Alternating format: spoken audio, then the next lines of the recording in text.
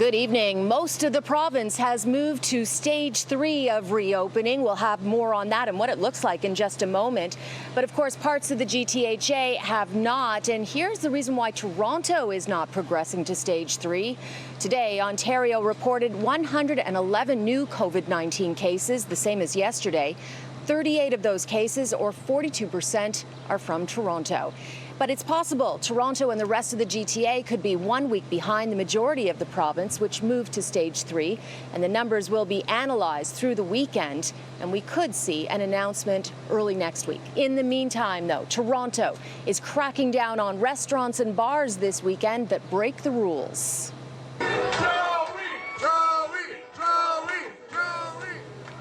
City of Toronto inspectors and police will be increasing inspections of licensed establishments after a number of them in Toronto were accused of violating restrictions, most notably Marble downtown, where this video was taken showing patrons and staff close together.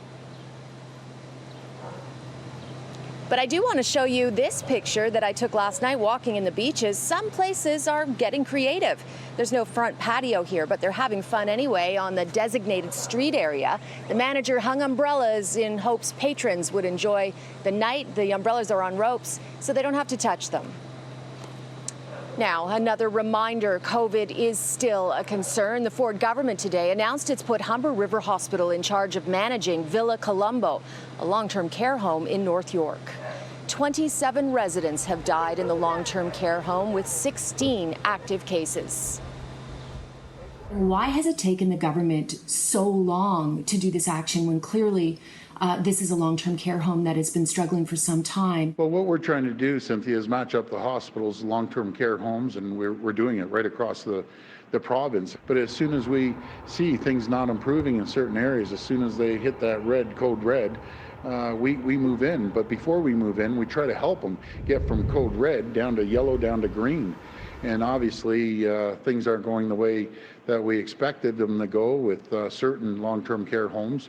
So we're moving the hospitals in there to take over them. 3 long-term care homes in total remain in code red.